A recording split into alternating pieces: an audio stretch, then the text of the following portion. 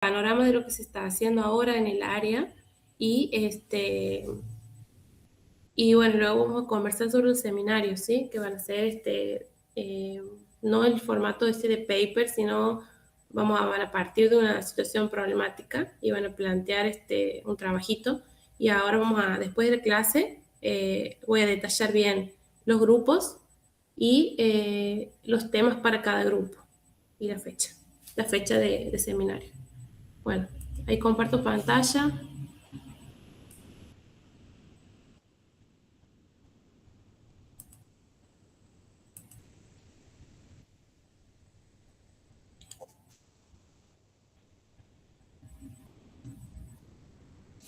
¿Todos ven ahí, chicos?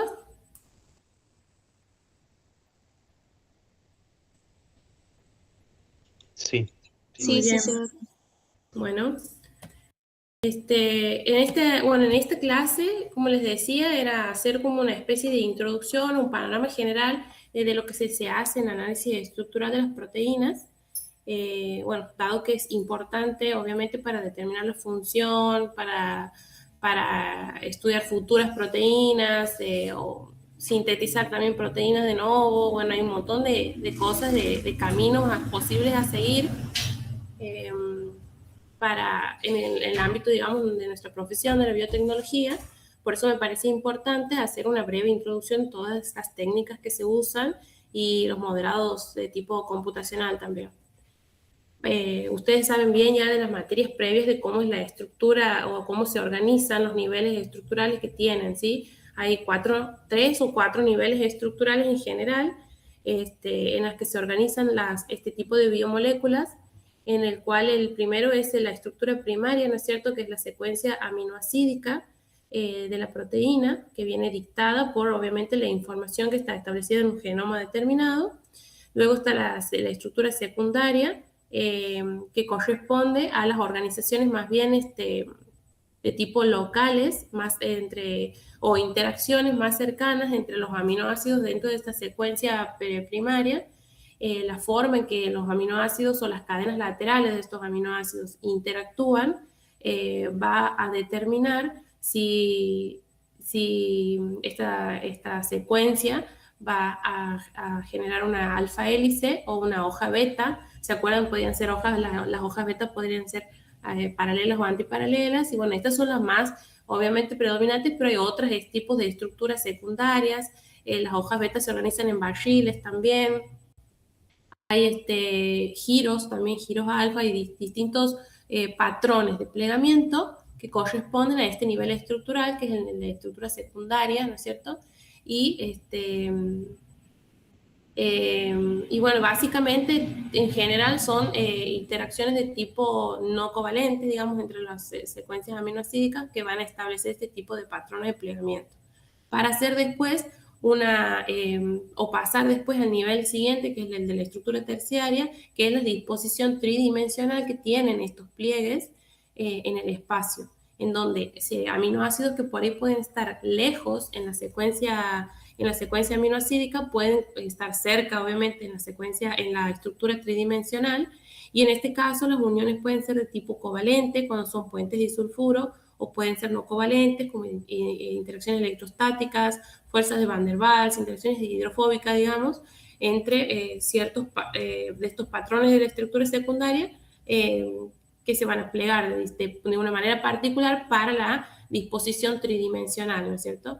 Y a su vez, si la proteína, en el caso de proteínas que están compuestas por más de un polipéptido, y cada uno va a tener un plegamiento tridimensional particular, pueden unirse varias subunidades, ¿no es cierto? Y correspondería ya a la organización de tipo cuaternaria, así la estructura cuaternaria.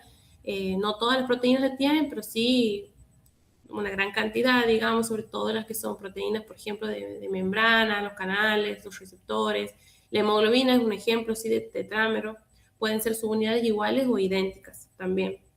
Esto es como un repaso breve, ustedes ya saben todo esto. Este gráfico que se ve aquí en la pantalla es como comúnmente se suele llamar embudo energético, también le dicen energy landscape, como como el paisaje energético, digamos, del plegamiento de las proteínas. ¿Qué es lo que representa? O le dicen también, bueno, esto el embudo o túnel. En este eje de aquí se representa la energía, ¿no es cierto? Y en lo que sería el eje X o algo así, en lo que es el ancho de este gráfico, se representaría la entropía, ¿sí? La proteína desplegada, o sea, la secuencia así recién sintetizada, está, contiene niveles altos de energía y también un porcentaje alto de entropía, digamos, o sea, tiene niveles altos de entropía y de energía libre. Es obviamente una biomolécula que está inestable, ¿no es cierto? Y a medida que empieza a plegarse en el espacio, va disminuyendo su energía, así también van disminuyendo la entropía, ¿sí? Hasta llegar, aquí en esta parte se ve una estructura como una proteína globular medianamente plegada, hasta llegar a tener la estructura tridimensional nativa, se dice, en la que se encuentra en los picos de mínimo niveles de energía y mínimos también niveles de entropía, ¿sí? Si se dan cuenta aquí con lo que es el ancho. Esto dice aquí porcentaje de residuos de aminosídicos de la proteína en la conformación nativa. Es decir, aquí no tienes ninguno de los aminoácidos en la posición final, aquí ya están todos dispuestos en el espacio de una manera determinada en la cual la molécula tiene mínimos niveles de energía y de entropía, ¿sí? Muchas veces por ahí pueden llegar a caer en estos huecos que se llaman ay, ¿cómo es que no me salen ahora la palabra? No sé si está por aquí, sin explorar todos lados. Bueno, lo que dice aquí en el texto es que el concepto del embudo se basa en el hecho de que al plegarse una proteína sigue un camino preferencial, dice, sin explorar todas las opciones de plegamiento. Esto seguro que lo deben haber conversado en alguna otra materia previamente, pero solo a modo de repaso, cuando la secuencia aminoácidica se sintetiza, digamos, puede llegar a si tuviese que plegarse de manera aleatoria, o sea, es decir, sin seguir ningún tipo de reglas, habrían combinaciones que son infinitas, digamos, más, dice la frase popular, dice, más, le llevaría más tiempo que le da el universo, digamos, a una proteína. Dado una proteína de 100 aminoácidos, por ejemplo, puede tener más de 10 a las 100 conformaciones tridimensionales posibles, o sea, como el plegamiento se hace en cuestión de microsegundos, entonces eso se conoce como paradoja de Levinthal. Entonces la proteína sigue una especie de regla, vamos a decir, de plegamiento para tener una estructura determinada, ¿sí? Todas las proteínas. Bueno, las proteínas desnaturalizadas son inestables con alta energía libre, dice, a medida que se va plegando, van conformando distintas disposiciones en el espacio, ¿sí? Y hasta llegar al final. Estos picos que se ven aquí en los costados se conocen son como una especie de hueco, vamos a decirlo, ahora no me sale la palabra, en donde muchas veces pueden llegar a caer en esos pequeños piquitos de energía que son mínimos también, y por ahí es donde las chaperonas en la célula es que ayudan o intervienen para que terminen de plegarse y caer sí en el mínimo estado de energía y tener su conformación nativa. ¿Para qué? Para que cumpla su función, ¿no es cierto? La estructura depende la función biológica depende de la estructura tridimensional de las proteínas, por eso mismo. Una proteína que está mal plegada es una proteína que está funcionando mal o que puede llevar al desarrollo de ciertas patologías. Por ejemplo, el ejemplo que se ve aquí en la pantalla que les traigo es la proteína Spike del coronavirus, que es el virus que generó la pandemia hace unos años, o sea, mutaciones puntuales en la secuencia aminoácidica de esta proteína efectuaba un cambio tridimensional en su estructura, por lo tanto, la interacción que tenían estas proteínas de la superficie del virus con receptores de las membranas de las células epiteliales, por ejemplo, se hacía más afín, digamos, o menos afín. Entonces, en este caso, más afín, por eso el virus se ha vuelto cada vez más, o las cepas iban mutando y se volvían más peligrosas o más contagiosas. Se ha podido determinar en esos años, en el 2020, en el 2021, por la técnica de criomicroscopía electrónica, la estructura tridimensional de esta proteína, y también al hacer mutaciones puntuales y utilizando modelados computacionales, se ha podido estudiar en tiempo récord cómo ha ido variando la estructura tridimensional de esta proteína con cambios muchas veces de un solo aminoácido, ¿sí? O de un par de aminoácidos. Bueno, ahora sí, lo que en general se sabía, o el paradigma clásico, como dice ahí el dogma, es que una secuencia va a determinar una sola estructura 3D, o es lo que por ahí se creía hace unos años. Hoy se sabe que no es solamente una sola estructura, la estructura tridimensional, la que corresponde al estado nativo de una proteína, ¿sí? Sino puede llegar a tener, algunas proteínas pueden llegar a tener regiones desordenadas, a los que le llaman proteínas intrínsecamente desordenadas. Eh, Esas son proteínas enteras ya directamente que corresponden, dice, más del 40% del proteoma de de las células eucariotas, que dependiendo de las condiciones fisiológicas van a adoptar una conformación u otra. O hay algunas proteínas también que lo que se conoce como fold switching, que tienen pequeños cambios conformacionales que se considerarían como nativos, digamos, se sigue cumpliendo la función o una función semejante. Por lo tanto, la estructura tridimensional ya no es visto como algo rígido, una sola estructura en base a una secuencia, sino que hay otros estados, ¿se acuerdan en esta grafiquita del embudo?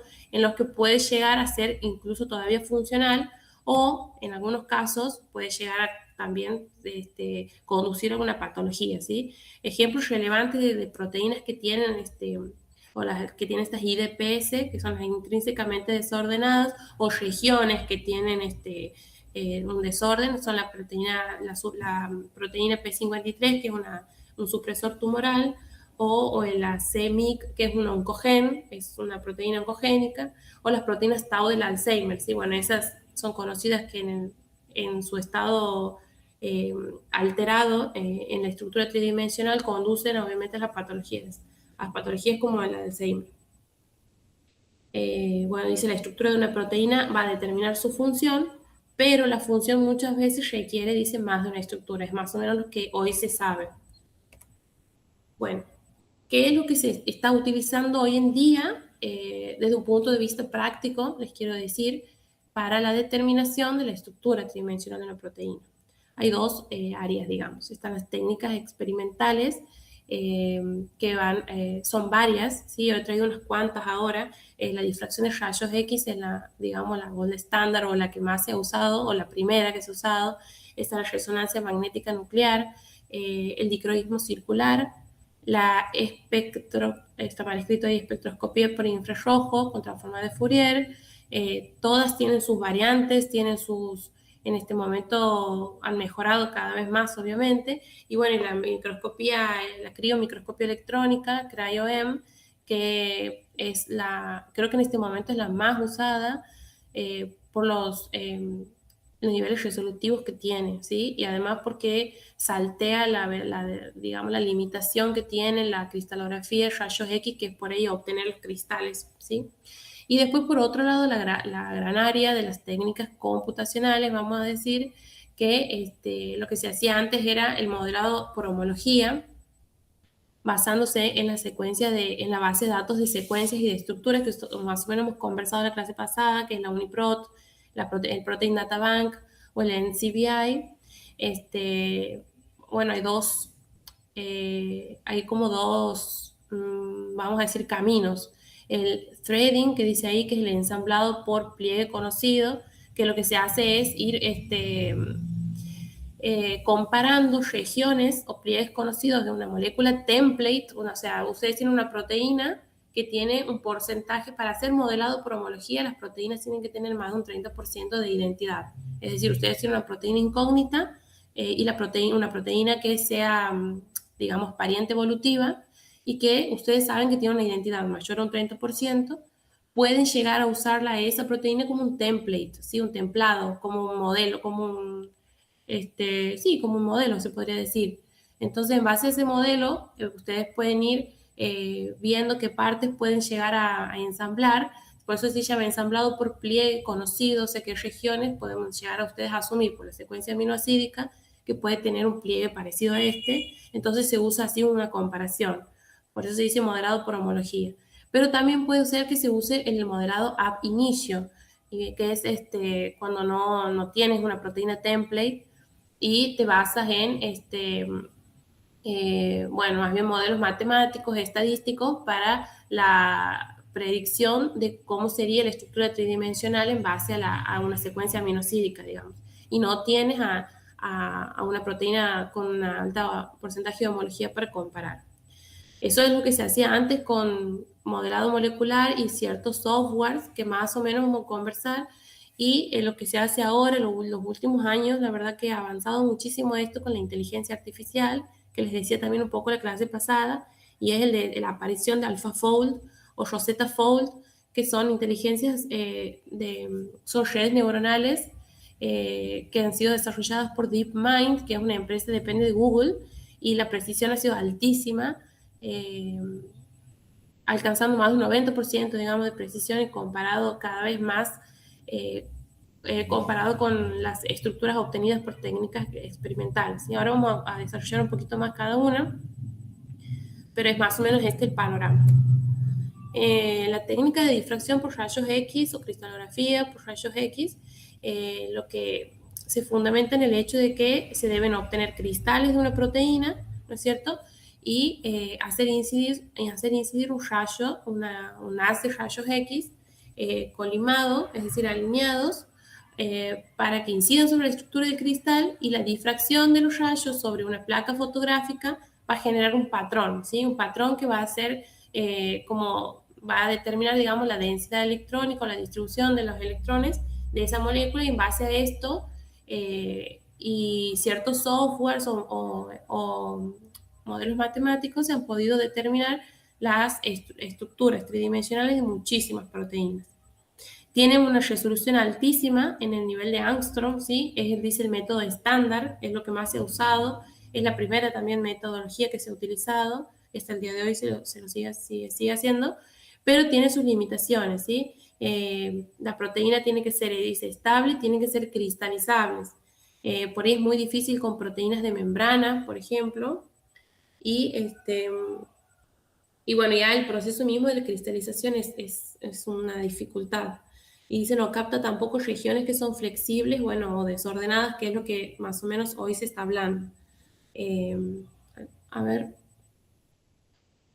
Le dice, la difracción ocurre, ¿no? Bueno, creo que todo esto lo hemos hablado, y aquí más o menos está detallado un resumen de cómo sería el paso a paso en protocolos de este tipo de metodología. Se parte primero que nada de una solución concentrada. Ustedes ven aquí valores de casi 2 miligramos por mililitro de la proteína incógnita, que ustedes quieren determinar la estructura, y lo que se hace es ponerla en contacto con una sal o con algún reactivo que induzca la precipitación de esa proteína, pero la precipitación ordenada, hablando en términos correctos, la cristalización de la proteína. Entonces, muchas veces lo que se hace es someterlo a una solución salina, por ahí se usa sulfato de amonio, se usa en altas concentraciones, o polietilenglicol, para favorecer la cristalización. Y bueno, lo que se hace es usar plaquitas, estas plaquitas de 96 Wells, como nosotros habíamos usado en el laboratorio, bueno, pero estas son especiales, ¿sí? Y la técnica de difusión de vapor de gota, se llama algo así, en la cual se pone la proteína cristalizada en microlitros, nada, junto con la solución que la va a favorecer su precipitación, también en la misma cantidad, muy poquitito, microlitros, sobre un vidrio, y ese vidrio se va a invertir, ¿sí?, sobre cada uno de estos pocillos. Aquí se pone la solución a cristalizar. Entonces, en este vidrio es donde se formaría el cristal, bueno, obviamente tiene que ser en muy poquito volumen, pero altas concentraciones. ¿Para qué? Para favorecer la cristalización.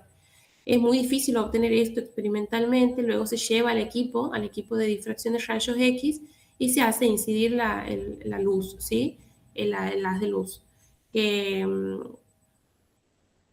Bueno, hay distintas fuentes, esto no viene al caso, hay distintas fuentes que pueden proveer, depende del equipamiento, digamos, y se obtiene el patrón de difracción, y mediante un software especializado se puede llegar a determinar la estructura tridimensional de la proteína.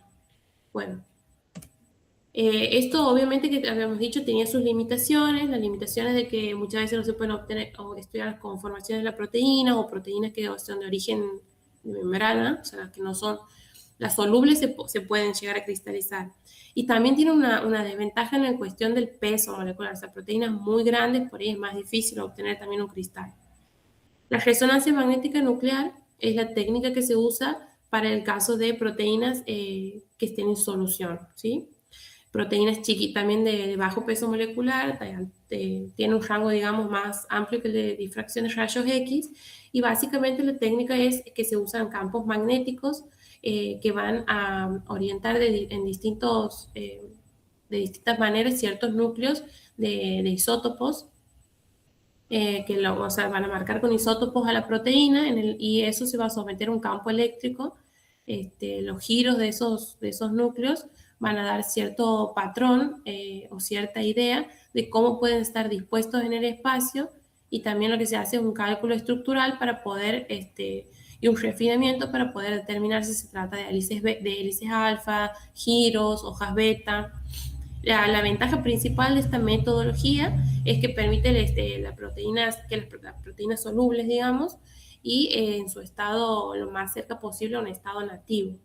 Por ahí en la cristalización uno no sabe muchas veces si estás en el proceso de obtención del cristal afectando a la conformación nativa, o sea, no sabemos si efectivamente la célula tiene esa estructura, ¿sí? Y bueno, después también por esta metodología se pueden detectar dinámicas conformacionales, por los receptores, cuando la interacción receptor-ligando es una, por ejemplo. Y bueno, otra de las ventajas es que no requiere la cristalización. Las limitaciones es que son proteínas que más bien pequeñas a medianas, menos aquí a 40 kilos de alto, en las que se pueden resolver por esta metodología con mayor precisión. Bueno, las desventajas costosas en tiempo y en recursos, y tiene una interpretación compleja. El dicroísmo circular también es otra forma, pero no da tanta información como las dos anteriores, la verdad. Básicamente, ¿de qué se trata esta técnica? Se hace incidir una luz que está polarizada, pero circularmente, ¿sí? No polarizada en un plano, sino que están polarizadas circularmente. Eh, se pone la muestra en una cubeta, ¿sí? Se hace incidir esa luz circularmente polarizada, se dice, para que interactúe. Ustedes recuerden que los aminoácidos son compuestos con actividad óptica, ¿se acuerdan? O sea, hay estrógiros y levógiros. Entonces, al interactuar con una luz que está polarizada, un haz de luz, va a generar un patrón de luces a la salida determinado. ¿Sí? Lo que hace es oscilar la onda, el campo eléctrico de la onda de luz va a oscilar en el tiempo, se va a obtener una gráfica así de oscilación del campo eléctrico en el tiempo, y también va a tirar una gráfica de este tipo en la que se va a ver aquí la energía, digamos, de la onda en función de la longitud de onda, y se van a obtener estos picos que van a ser correspondientes, picos digamos, de longitud de onda, que van a ser correspondientes a distintos patrones de plegamiento. Por ejemplo, aquí el rojo es correspondiente al alfa hélice, y las colas random, las colitas random coil, que tienen picos de 228, algo así, 200 y pico de nanómetros, y los mínimos de las beta sheet están en ciento y pico de nanómetros. O sea, estos están ya estandarizados, digamos, se sabe, y una variación en estos picos, como se ven aquí, por ejemplo, se puede estudiar cambios conformacionales de la proteína. Por ejemplo, en el caso de someterlos a temperaturas a la proteína, a ver cómo se desnaturaliza, o a la unión de un ligando, o al cambio en condiciones de buffer, se puede ver. Lo que se puede sacar de estas gráficas son porcentajes, y porcentaje de hélices alfa, qué porcentaje tienen de hoja beta, qué porcentaje de estructura desordenada, y cómo cambian esos porcentajes por la interacción de un ligando, por ejemplo, como se ve aquí, o por la condición ambiental determinada que usted estés probando. O sea, no se va a ver exactamente una estructura 3D, sino que se puede estudiar más bien ese cambio, ¿sí? Que la ventaja de esto es que es rápido y es que es simple, no es un equipamiento muy sofisticado, digamos. Estima un contenido en hélices alfa y hojas beta, y bueno, y otras estructuras de la estructura secundaria, otros patrones de plegamiento. Es útil para comparar mutantes, como les decía, yo les decía de temperatura o cambios de pH, pero también pueden ser mutaciones puntuales, y ver cómo cambian esos picos en longitud de onda. Bueno, la resolución baja que tiene no te da una estructura en 3D, y requiere tener una proteína con altos niveles de pureza y también alta concentración. Después también se usa la espectroscopía infrarrojo con transformador de Fourier, espera un segundito.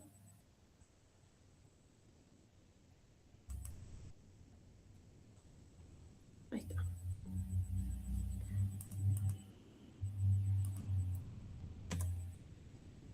En este caso, han visto ya infrarrojo en otras materias, ¿no? Saben más o menos de qué se trata.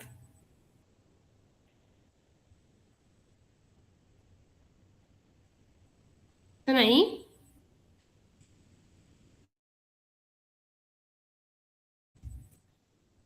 Bueno, la espectroscopía de infrarrojo básicamente lo que hace es estudiar cómo es que se comportan los enlaces entre átomos, ¿sí? Y se acuerdan que daban ciertas bandas.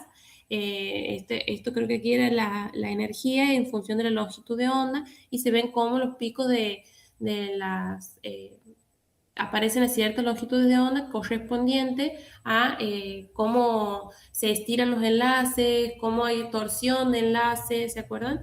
En este caso, cuando uno va a poner en un equipo de infrarrojo una proteína y se quiere analizar la estructura tridimensional, se atiende particularmente a la banda de amida 1, ¿sí? Eso seguro que se puede haber, capaz que lo pueden haber visto en alguna química orgánica. La banda de amida 1 está entre 1600, creo que 1800 centímetros a la menos 1, que sería lo de lo que es nanómetros aquí abajo. Eh, entonces, los corrimientos en los picos de estas bandas te da información estructural, ¿sí? Entonces, por ejemplo, las hélices alfa te dice cuál es el asignamiento de la banda particularmente, cuando hay un gran componente de enoja beta, cuando hay partes desordenadas, también tiene ciertos valores, digamos, de los picos de las bandas. O sea, te atiende particularmente lo que es la banda de la amida 1, que sería una de estas de aquí. También tiene un porcentaje, ¿sí? Un contenido estimado. Lo que se hace por ahí es, por ejemplo, también rampas de temperatura o agregación de proteínas, fibrilación, muchas proteínas como la tau, la alfa-sinucleínas, que generan esos agregados amiloides, se pueden estudiar mediante este tipo de espectroscopía porque te va a dar una gráfica de este tipo y se puede ver en tiempo real cómo se va modificando este tipo de patrones, ¿sí? Se hace después en la transforma de Fourier y se puede llegar a determinar algo de información en cuanto a lo que es el patrón, los patrones estructurales. Pero como pueden ver, tampoco te brinda una foto, vamos a decir, que lo que por ahí uno espera de cómo está conformada, cuál es la estructura, la terciaria de una determinada proteína. ¿Sí? Bueno, entonces dice, dentro de las ventajas se aplica proteína en solución, en membranas o sólidas, bueno, debe ser sólida referida a lo que es cristales, proteínas cristalizadas. Se usa mucho para análisis de biopelículas, de agregados, para cambios estructurales, como les decía recién, y es bueno más para fines comparativos en conformaciones globales de las proteínas. Bueno, dentro de las limitaciones, obviamente que tiene una resolución estructural limitada, o sea, le decía, no te da una estructura 3D, te da una información estimada. Y la otra desventaja grande que tiene este tipo de técnicas es que es sensible al agua y al dióxido de carbono, porque bueno, lo que hace es el enlace carbonilo, el carbonilo del enlace entre aminoácidos, digamos. El carbonilo es el que más interviene, digamos, en esta banda amida que yo les decía, en estiramiento, por ejemplo, ¿no? En este momento no sé bien si es estiramiento, torsión del enlace, pero es ese movimiento del enlace el que te va a brindar la absorción de energía. Y por ahí el dióxido de carbono obviamente va a intervenir va a interferir en esa banda, te va a solapar, el agua también, por eso son contaminantes, digamos, este tipo de técnicas, hay que tener cuidado con eso. Y bueno, después está la criomicroscopía electrónica, que junto con la difracción de rayos X y y el RMN son los más, digamos, utilizados, o por lo menos los más citados, y la criomicroscopía o cryo-EM, que le dicen cryo-EM, o la criomicroscopía electrónica, es la que en este momento la más usada porque se la puede, primero porque no vas a usar cristales, digamos, ni tampoco le tienes que poner ningún tag, ninguna etiqueta de nada. Tienes la proteína purificada, ¿no es cierto? La muestra purificada. Lo que hacen después es hacer una tinción negativa con el microscopio electrónico como para hacer una visualización previa de cómo está la muestra. Es algo más bien preliminar, digamos, como para evaluar, y luego de eso se lo somete a temperaturas bajas, muy bajas, y el enfriamiento es rápido, o sea, se lo hace pasar por nitrógeno líquido, ¿sí? Se llegan a temperaturas del menos 170 grados, que es el nitrógeno líquido, y se lo deposita sobre esa grilla que se ve ahí en el paso 3 a la muestra. Bueno, luego se lo somete al haz de electrones, aquí en el paso 4, y se lo procesa así a las imágenes. Lo que se obtiene es una imagen en 2 dimensiones y el software lo que hace es pasarlo a una estructura final en 3 dimensiones, porque es como que hacen un mapa de densidad electrónica y lo estiman Pero en este momento o sea, se ha refinado tanto este tipo de metodologías que se obtienen estructuras con un nivel de Angstrom, digamos, de resolución. Bueno, es ideal para complejos de proteínas, para proteínas grandes, para virus enteros también, para canales iónicos. Tiene una resolución altísima, cercana a la de los rayos X, dice ahí, pero la ventaja es obviamente que con respecto a rayos X, como le decía, no es necesario obtener un cristal. Y al día de hoy, leyendo para la clase, me he enterado también como que incluso se puede, hasta el día de hoy con este tipo de metodologías, eh, evaluar células enteras, o sea, la proteína in situ, digamos, cómo está dentro de un contexto celular. Eh, se hace la tinción negativa y se lo somete a las temperaturas bajas del orden criogénico, digamos, a temperaturas criogénicas se dice. O sea que es una herramienta muy útil y que se ha modernizado hasta el día de hoy hasta obtener incluso lo que es una estructura tridimensional in situ, o es a lo que se apunta aparentemente. Bueno, ¿cuál es el cuello de botella entonces en lo que es todo esto del análisis proteómico? Así que hay un montón de secuencias en la base de datos, más de 200 millones de secuencias, pero el cuello de botella es justamente determina la estructura, ¿sí? Esto es lo más difícil muchas veces. Eh, Dice el Protein Data Bank, tiene cerca de 200.000 estructuras experimentales resueltas, con más de 50 años de experimentación. Muchas veces las difracciones de rayos X llevan años y años de experimentación y de mucha plata también. Entonces, hay como un cuello de botella aquí en la determinación de la estructura tridimensional, ¿sí? ¿Para qué es? ¿Por qué es necesario? ¿Verdad? ¿Por qué la comunidad científica obviamente busca entender cuál es la estructura tridimensional de las proteínas? Bueno, justamente porque tiene aplicación esto en un montón de áreas, ¿sí? Aquí está el ejemplo esto del virus del Zika, pero hace rato hablábamos del virus del COVID, o sea, el desarrollo de vacunas, el desarrollo de fármacos, eh, bueno, hay infinidad de aplicaciones en este momento, la comprensión de un proceso patológico, evitar la agregación de proteínas, por qué suceden, todo es un campo amplísimo, digamos, y justamente el cuello de botella es entender cuál es la estructura tridimensional. En cuanto a las otras técnicas, ¿se acuerdan que había técnicas experimentales y las computacionales? Y lo que habíamos hablado sobre el modelado por homología clásica, que es lo que se hacía antes de la IA, era más o menos lo que he querido esquematizar aquí, que es partir de una secuencia de primaria aminoácidica de una proteína que tiene una estructura desconocida, ¿sí? Por ejemplo, que está depositada en una base de datos en formato FASTA. Ustedes de pronto estudian una proteína determinada, la secuencian y la depositan en la secuencia, pero no tienen ni idea cómo esa proteína tiene su estructura tridimensional, no la saben. Entonces, lo que se hacía antes era esto, una identificación evolutiva. Ustedes iban y buscaban en la base de datos PDB proteínas que sean homólogas a sus proteínas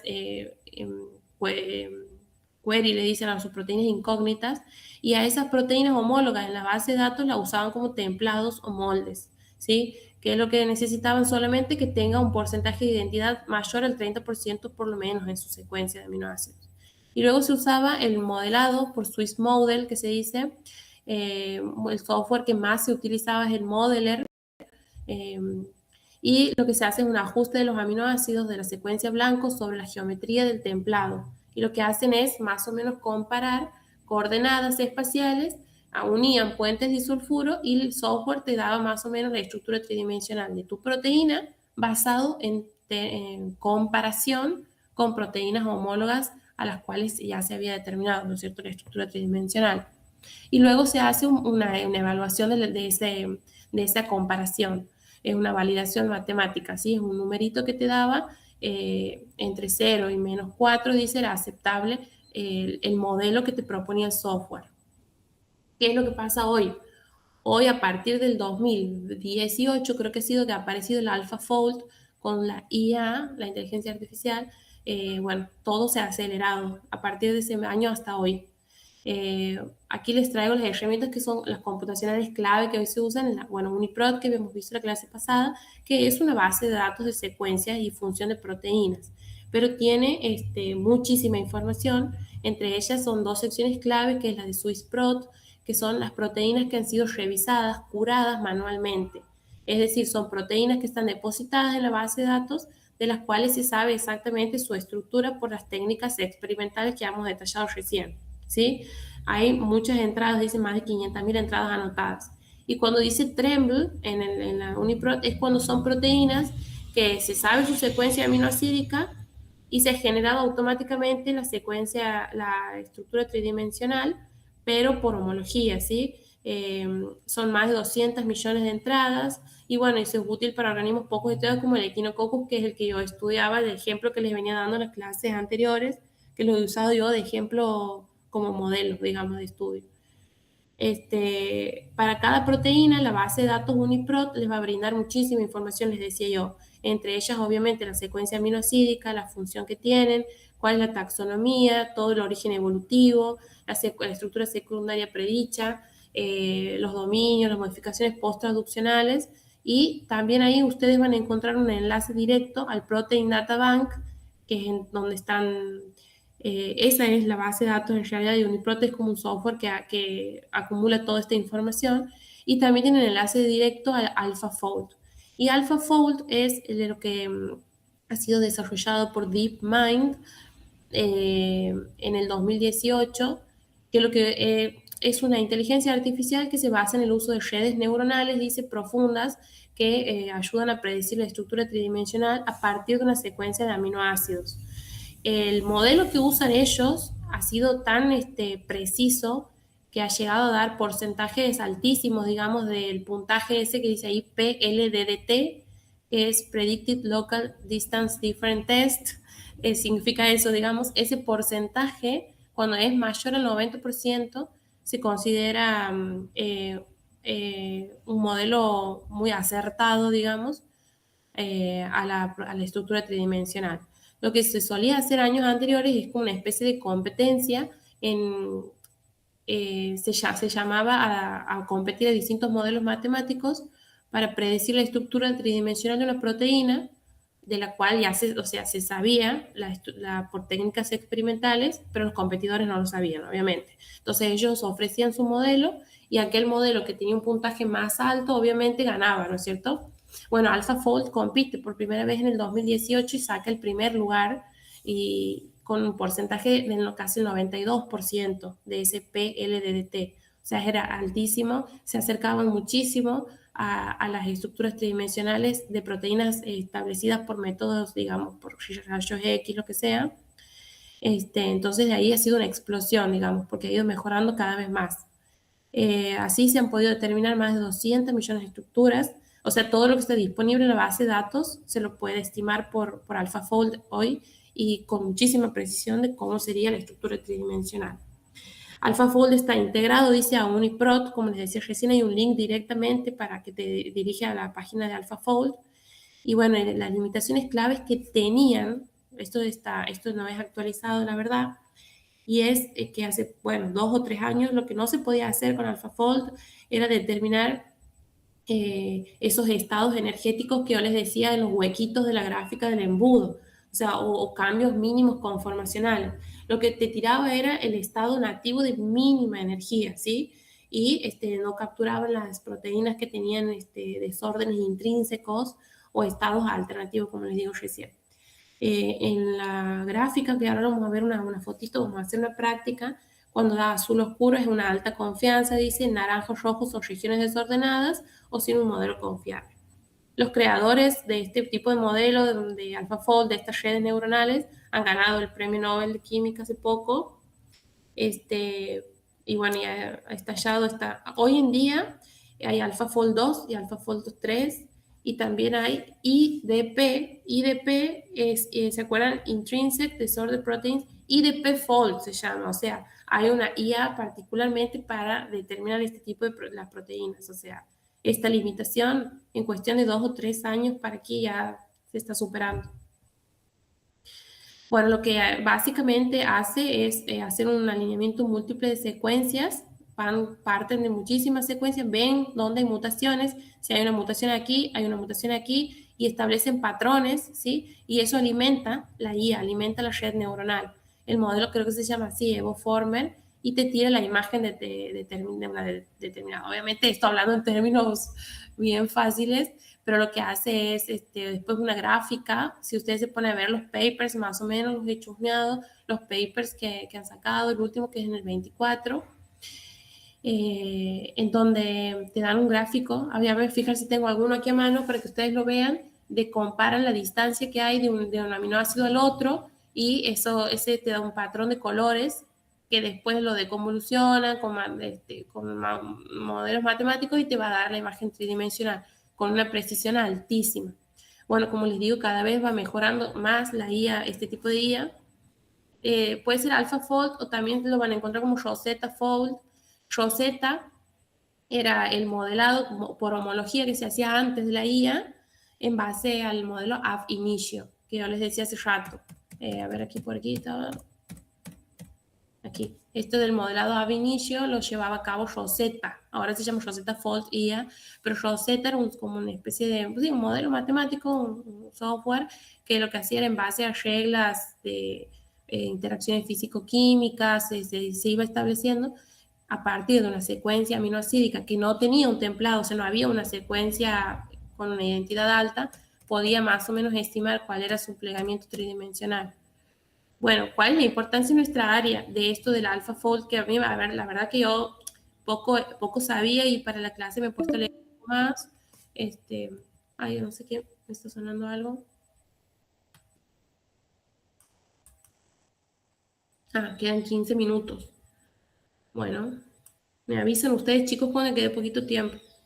¿Qué es lo que a mí me ha maravillado de todo? Porque la verdad que todo es hermoso en esto del AlphaFold, lo que es el alcance que tiene, la información que se puede, es un acceso abierto y masivo, o sea, es la primera ventaja, que está todo disponible, digamos, para poder modelar. Es que en base al conocimiento de una estructura tridimensional de proteínas, hoy en día se abre una ventana grande a el diseño de proteínas que no existen en la naturaleza, digamos. O sea, si ustedes saben que una proteína determinada tiene una estructura dada y tiene una función también que les interesa, por ejemplo, no sé, en el desarrollo de biosensores, una enzima que tiene una estructura determinada, bueno, ustedes pueden llegar a predecir cómo sería la secuencia aminoácidica de una proteína con una estructura parecida. Quizás la pueden refinar a la estructura para mejorar la función y desarrollar una proteína que no existe, o sea, síntesis de proteína de nuevo. O sea, eso es maravilloso, digamos, todo eso se está haciendo como la inversa, vamos a decir el camino inverso. Bueno, la aceleración de la investigación, se facilita el diseño de enzimas industriales, fármacos, biosensores, y bueno, todo lo que dice ahí. Y bueno, lo último, que es la sinergia con técnicas experimentales, o sea, AlphaFold no viene a reemplazar a lo que habíamos hablado recién sobre RMN, crioelectromicroscopía, sino que se usaría como complemento a todas esas técnicas, ¿sí? Acelera, dice, todos esos procesos. Ofrece modelos iniciales para un refinamiento estructural. Bueno, básicamente esto es el resumen, digamos, de lo que he querido transmitirles hoy. ¿Y qué modelo usar? Como les digo, depende, ¿sí? Difracción de rayos X cuando se necesitan altas resoluciones y que la proteína cristalice bien. Resonancia es cuando queremos estudiar una dinámica conformacional y la proteína se encuentra en solución. Generalmente es para proteínas pequeñas. La crioelectromicroscopía o criomicroscopía electrónica en realidad sería la traducción. Complejos grandes, se pueden estudiar virus, en este momento se pueden estudiar células enteras, como les digo, y no es necesario cristalizar. Y luego está AlphaFold, que es rápido, es gratuito, no se utiliza, digamos, el equipamiento más que una máquina con un buen procesador, nada más, y creo que ni eso, pero bueno, ideal como punto de partida o para organismos sin estructuras experimentales. Hoy en día la tendencia es usar todos los enfoques, como les decía, la IA no viene a reemplazarlos, sino a complementar a las técnicas experimentales. Bueno, yo les había planteado como un ejercicio para hoy de buscar la alfa-amilasa del Bacillus subtilis, que es la que nosotros hemos visto en el laboratorio. Quiero ver primero qué tiempo tenemos, 12 minutos. Bueno, hacemos esa búsqueda y yo les había puesto aquí como paso 1 ir a uniprot.org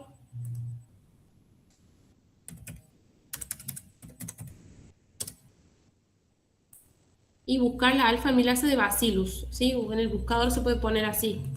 Pueden probar con cualquier proteína, obviamente, ¿sí? Hemoglobina, las más comunes. Y aquí a mí lo que me salía era ir a la de, obviamente, la de Bacillus subtilis. Tiene esta entrada. Aquí estaba por aquí, Bacillus subtilis, la cepa 168. Ah, no, esta no es. Esta es la proteína aquí, esta. Bueno, entran ahí ustedes y pueden tener toda la información que les decía recién, ¿sí? La función, la taxonomía, la localización subcelular. Aquí tienen la cantidad de aminoácidos que tiene la secuencia. Aquí SwissProt significa que ha sido una proteína cuya estructura tridimensional ha sido curada, o sea, manualmente, es decir, ha sido determinada en base a una técnica experimental de laboratorio. Necesita un cofactor de calcio, la actividad catalítica, aquí te describe cuál es la actividad catalítica de la alfa-amilasa, ¿se acuerdan? La que hemos visto en el laboratorio. Aquí está todo el origen evolutivo, me parece que es, ¿sí? Y taxonomía, aquí está la localización dentro de la célula, es una enzima que es secretada al medio extracelular. ¿Se acuerdan que nosotros habíamos partido del sobrenadante extracelular? Y aquí están las modificaciones post-traduccionales, la información que se tiene, interacciones, y aquí venimos a la parte de la estructura, ¿sí? La estructura tridimensional. Aquí ustedes pueden jugar un poco con las proteínas que ustedes quieran, pero aquí ven PDB, Protein Data Bank, la forma que han determinado es por difracción de rayos X, la resolución que tienen, esta es la cadena A, la pueden mover y verla en todas las dimensiones, ¿sí? A la estructura. Estos cositos que se ven aquí corresponden al azúcar, digamos, al sustrato que tienen. Y aquí tienen los links, ¿sí? Que te dirigen directamente al Protein Data Bank. Y aquí abajo está el de AlphaFold, ¿sí? ¿Qué dice aquí? Predicted, ¿sí? El método es predictivo. Ustedes pueden comparar la estructura, esta que es la experimental, con la predicha por el modelo de AlphaFold, ¿sí? Bueno, en azul están las regiones que tienen más puntaje, vamos a decir lo que más se acercan a la proteína real, vamos a decir la estructura real. En amarillo está, bueno, la que tiene bajo puntaje y obviamente en naranja la que tiene muy, muy bajo puntaje, prácticamente no está tan seguro el modelo de esa parte, de esta región, ¿sí? Y ustedes pueden ver aquí que no está esa colita, ¿sí? No está esa colita. ¿Qué creen ustedes? ¿Por qué aquí está y no está aquí? ¿Qué significará eso?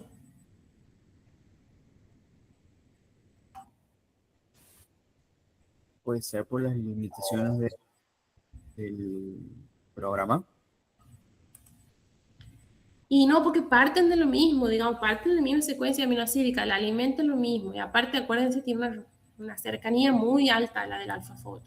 ¿Qué es lo que sucede? La colita es una...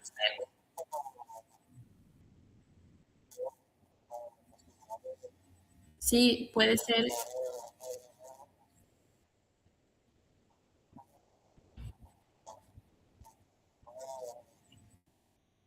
Puede ser. En este caso, justo esa región corresponde a una cola que se corta, es un péptido señal. Se corta cuando la enzima sale de la bacteria. O sea, la bacteria la sintetiza, corta eso, es un péptido que le dice, mándame afuera. Entonces la corta el péptido señal y recién la excreta, digamos. Por eso nosotros tenemos aquí en la estructura tridimensional, no la tenemos, porque ya no está, o sea, ya está purificada y deseo.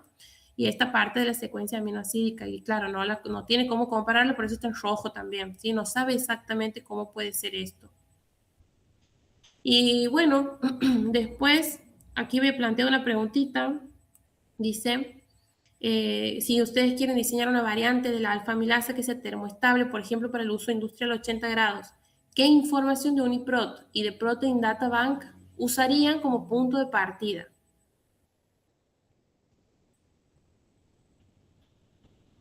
¿Cómo podrían ustedes investigar esto? O sea, de pronto los contratan en una empresa para resolver esta pregunta. Bueno, aquí tienen todo en formato FASTA. Y ustedes aquí también, les cuento, aquí van al link de AlphaFold y van directamente a la página así de AlphaFold y aquí también tienen más información detallada y la tienen aquí a la misma gráfica de recién, sí, pero bueno, en otra página. Aquí está el formato FASTA aquí arriba. Y aquí está el gráfico que yo les decía, que es de alineamiento de residuos, ¿sí? Lo que hacen es comparar, ponen una secuencia de aquí y la secuencia de aquí y se ve cuál es la cercanía que tiene el aminoácido de aquí con el aminoácido de aquí y si son cercanos se pinta de un color determinado, ¿sí? Por eso esta línea de 45 grados es con el mismo aminoácido, digamos, y más o menos así va dibujando un patrón la gráfica, ¿sí? Eso es lo que hace más o menos la red neuronal de la IA. Y después lo transforma en de disposición tridimensional. Entonces en los papers se ven mucho este tipo de gráficos que indica eso, más o menos, eso, digamos, la cercanía de un residuo a otro en el espacio sería, ¿sí? Bueno, a ver, voy a hacer otro link de reunión y mientras tanto les dejo la pregunta ahí para que ustedes la vuelvan a decir. Si ustedes quieren diseñar una variante de la alfa-amilasa que sea termoestable, ¿sí? Para uso industrial a 80 grados. La alfa-amilasa, como pueden ver en la página después, funciona a 37 grados. Bueno, obviamente que hay variantes.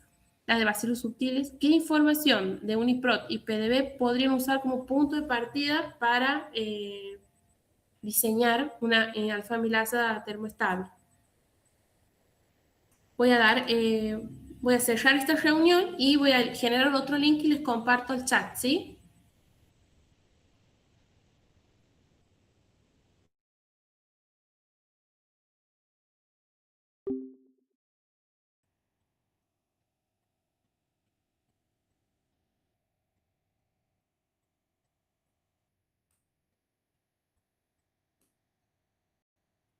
¿Les ocurre, chicos?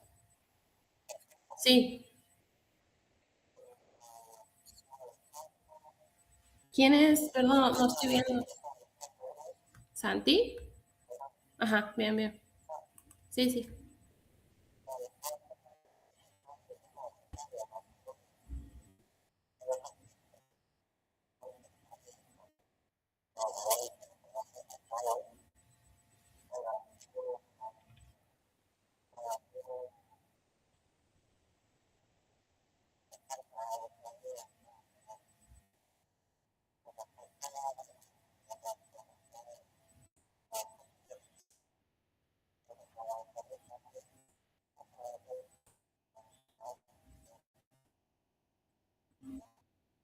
Ujú. ¿Vos cómo sabes que los puentes disulfuros se resisten a la temperatura?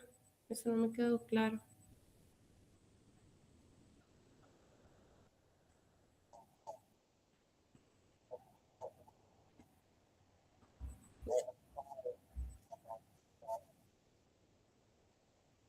Bueno, esos son más débiles, claro. Bueno, bien.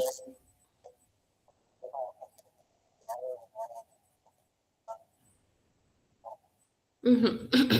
Bueno, bien, Santi, gracias. ¿Alguien más se anima a tirar alguna idea?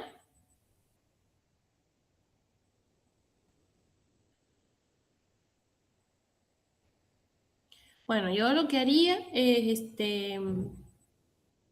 ¿alguien ha querido hablar? No. Bueno, gracias Santi por tirar una idea igual. Yo lo que haría es, está bueno lo que dices, yo lo que haría es, por ahí en las como Uniprot y PDF son bases de datos, por ello lo que buscaría sería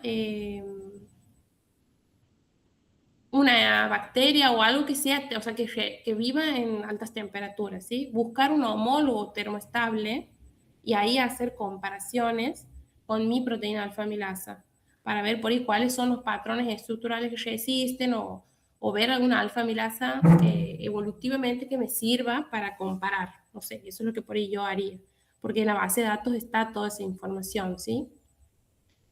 ¿Alguien más tiene alguna idea, alguna para comentar?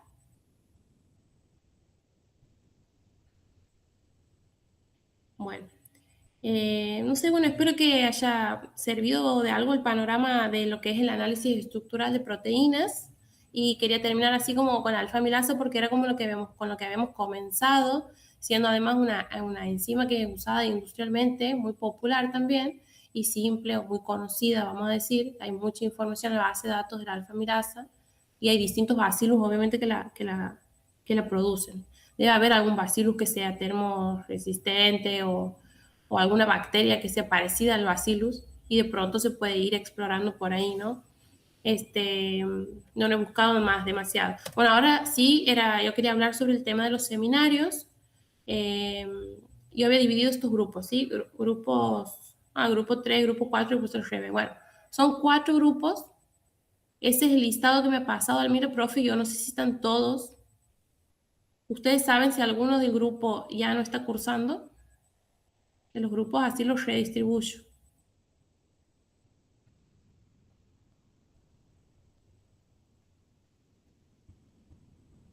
Villalba, Cintia, Belén, ¿está? Me parece que no está presente, ¿no?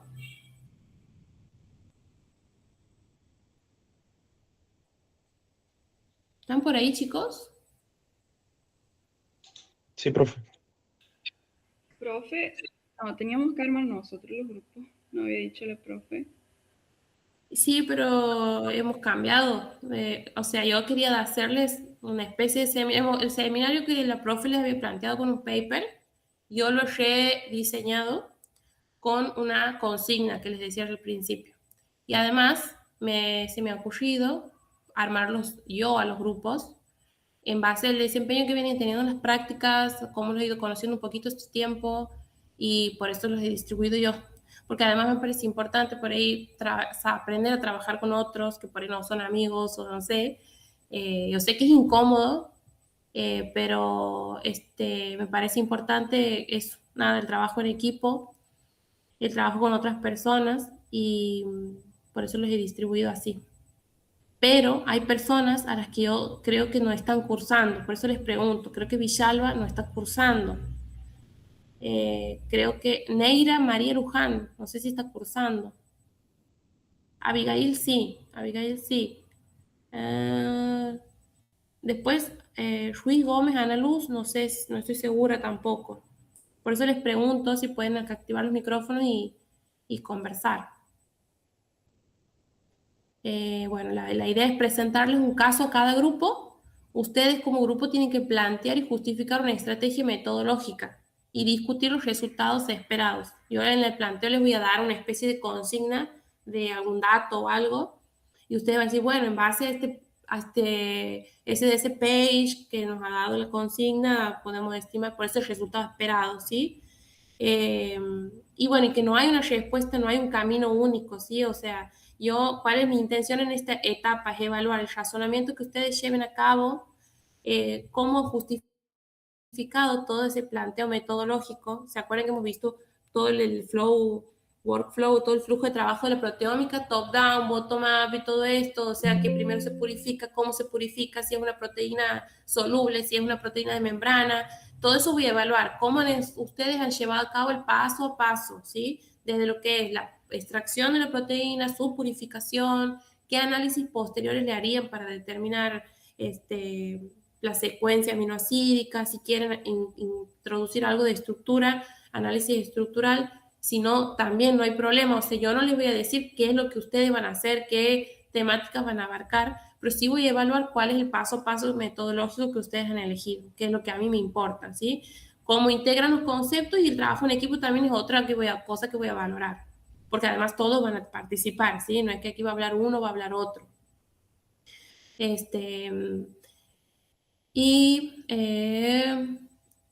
Bueno, eso, a ver. Espectrometría de masas también se usa también he visto para el análisis estructural, pero no lo he traído aquí a la clase porque es algo más bien, creo que novedoso, o yo nunca había escuchado mucho, entonces, pero sí les quiero comentar que la espectrometría de masas, además de que nosotros ya lo hemos visto que era para estudiar digamos, en proteómica, todo lo que es la identidad de la secuencia aminoácidica, también se usa para la estructura tridimensional. Pero bueno, no les voy a pedir demasiado, solamente esto, ¿sí? Les presento el primer caso, que es para el grupo 1.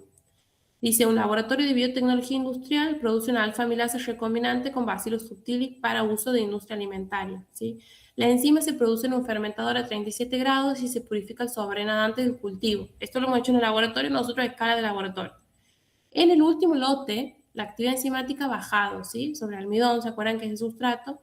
Y se ve que es un 60% menor a lo esperado, aunque el rendimiento de la proteína total no se ve alterado. O sea, se sigue extrayendo proteína, pero la enzima es menos activa. Se sospecha que el problema puede estar en el plegamiento incorrecto de la enzima, en una degradación parcial durante el proceso o en la copurificación con proteínas contaminantes en el sobrenadante bacteriano. La pregunta que ustedes tienen que responder es ¿cómo determinarían si la alfa-amilasa del lote problema está correctamente plegada y es la proteína mayoritaria del preparado? ¿Y qué estrategia proteómica usarían para identificar posibles contaminantes o formas degradadas de la proteína? ¿Sí? Ustedes tienen que tener en cuenta que en el SDS page que hacen, esto es un planteo, sí, todo es hipotético, del lote problema. No hace falta que ustedes respondan concretamente una y otra, sino que en el despliegue de su seminario lo tienen que exponer a la respuesta, ¿sí? El SDS page del lote problema les da una banda principal a 72 kilodalton, ¿sí? Que estaba presente también en todos los lotes anteriores. Pero aparece además en el problema una banda adicional a 45 kilodalton, que no estaba en los lotes anteriores. El Western blot con la anti-alfa-amilasa es positivo en ambas bandas, ¿sí? ¿Qué interpretación hacen? ¿Qué experimento siguiente proponen para confirmar la hipótesis? Bueno, ese es el planteo para el grupo 1. ¿Hay preguntas aquí? Bueno, grupo 2. La hidatidosis, que es lo que, bueno, es mi tema de estudio y que lo había planteado como modelo, equinococosis quística es una zoonosis parasitaria de alto impacto en regiones ganaderas de nuestro país. El diagnóstico serológico actual se basa en antígenos crudos de líquido hidatídico con alta tasa de reacciones cruzadas con otros parásitos. ¿Se acuerdan del paper que les había dado de clase una vez? El grupo de investigación, un grupo de investigación, bueno, X, busca identificar antígenos proteicos específicos de Echinococcus granulosus con potencial para desarrollar un test de ELISA de alta especificidad. Es prácticamente el paper que les había llevado la clase, creo que hace 3 clases. Ustedes tienen que responder cómo identificarían proteínas específicas de Echinococcus granulosus presentes en el líquido hidatídico y cómo se determinaría cuáles son reconocidas por el suero de pacientes con hidatidosis, pero no con el suero de pacientes que tienen otras parasitosis, ¿sí? En el inmunoblot, perdón, ahí está, la Vir. Vir, ¿estás ahí?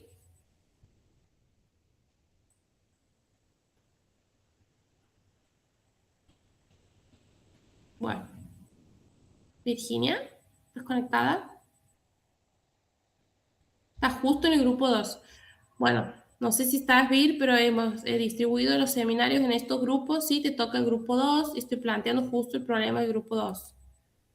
Dice, en el inmunoblot se revelan 3 bandas que son reactivas para sueros con pacientes con hidatidosis, ¿sí? Las bandas tienen esos estimados, esos pesos moleculares estimados. La banda de 38 kilodalton también es reconocida por sueros con pacientes con otras con neurocisticercosis, o sea, otra parasitosis. ¿Cuál o cuáles bandas priorizarían ustedes como candidatos diagnósticos y por qué? Bueno, yo creo que está fácil. Igualmente me consultan todo lo que no entiendan. El grupo 3. Una empresa de alimentos produce galletitas sin leche para consumidores que tienen alergia a la proteína de la leche, ¿sí? Que eso es una enfermedad muy común, relativamente común, que son alérgicos principalmente a la caseína y a la beta-lactoglobulina. Un lote de producción de estas galletitas es retenido en el área de control de calidad porque tiene una sospecha de contaminación cruzada con proteínas de la leche durante el proceso de manufactura, ¿sí? Posiblemente dice por falta de limpieza. La presencia de estos alérgenos puede causar graves problemas de salud en los consumidores, que son obviamente alérgicos.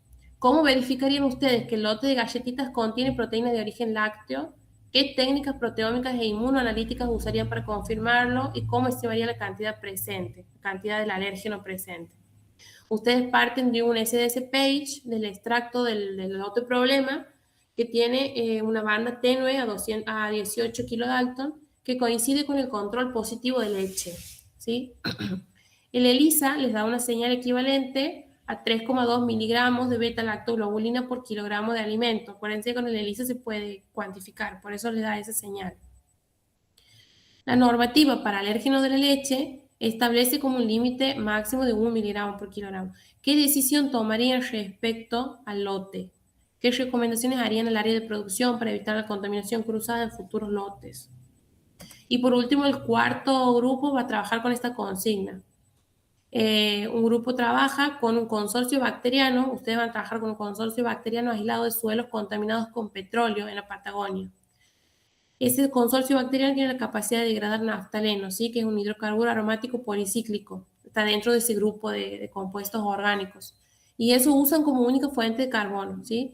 El consorcio está dominado por las especies del género Pseudomonas.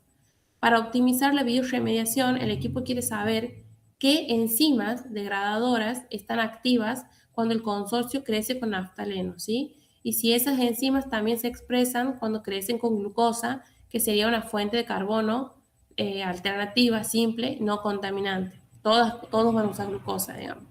La hipótesis es que las enzimas de degradación de hidrocarburos aromáticos policíclicos son inducibles. Solo se produce cuando el sustrato contaminante está presente. Tienen que responder qué proteínas se expresan diferencialmente en el consorcio cuando crecen con naftaleno versus cuando crecen con glucosa y cómo identificarían las enzimas responsables de la degradación del hidrocarburo.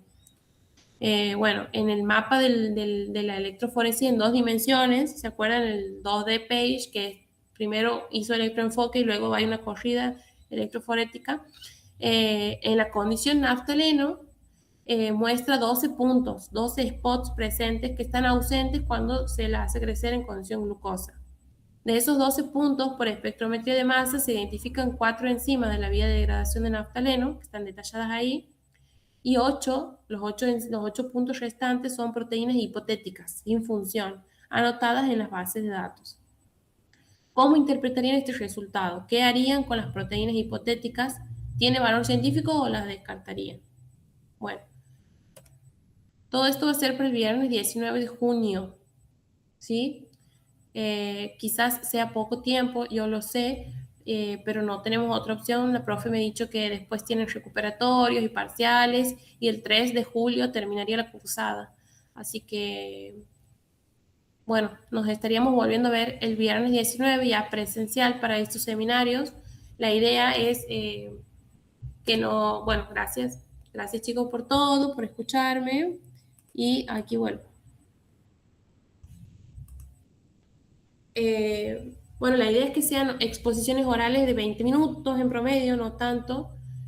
No, no quiero que se asusten ni nada por el estilo. Me parece que a mí me gustaba la idea de plantearlo así como con la consigna, ya viéndolo como aplicado a nuestra profesión, ¿sí? No hay una respuesta correcta, como les digo. Yo voy a evaluar cuál es el paso metodológico que ustedes decidan hacer y cómo lo van a presentar oralmente, ¿no? Es decir, bueno, hemos elegido esto, profe, por este motivo. Hemos elegido lo otro por el otro motivo. Y bueno, no sé si tienen alguna duda, algún comentario para hacer.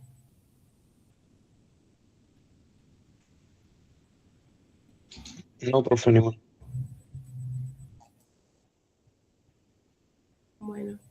Bueno, eso va a ser mi forma de evaluación de la parte práctica y también obviamente que va a ser la parte del seminario que la profe les decía de evaluación, como otra instancia de evaluación, se va juntado las dos cosas. Cualquier duda que tengan o que no quede claro, no entiendan, no duden en escribirme y lo vamos planteando juntos también, ¿sí? Así que no se desesperen ni nada por el estilo. La idea es que lo conversen en grupo. Hoy en día con el uso de la IA también, todas estas cosas se pueden resolver. O sea, yo sé que la usan, la usamos todos, pero para mí lo importante es que me digan por qué lo usan, ¿sí? O sea, siempre usar el criterio propio para todo esto. Esto es un entrenamiento profesional, véanlo de esa manera también. No, un PowerPoint oral, van a presentarse y nada más. Y en promedio 20 minutos y ponerle 5 o 10 minutitos que hagamos de preguntas. Así que por grupo vamos a estar invirtiendo 30 minutos, es mi idea, esa es mi idea. En promedio, ¿no? Obviamente. Eso sería el viernes 19 entonces y sería por la tarde porque era el horario que teníamos nosotros planteado. Igual si hay algún cambio en eso, después lo vemos, lo charlamos. Y bueno, nada, de mi parte eso hasta ahora, eso es todo. No sé si tienen alguna duda desde las clases, alguna pregunta.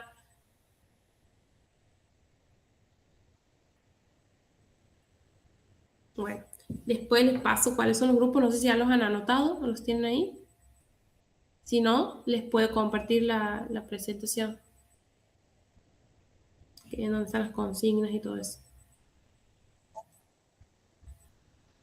Bueno, gracias Santi por tu participación y no dejarme sola. Y bueno chicos, cualquier cosa me escriben. Bueno, nos vemos. Bien. Bueno, Nos vemos, profes. Nos vemos. chao, chao.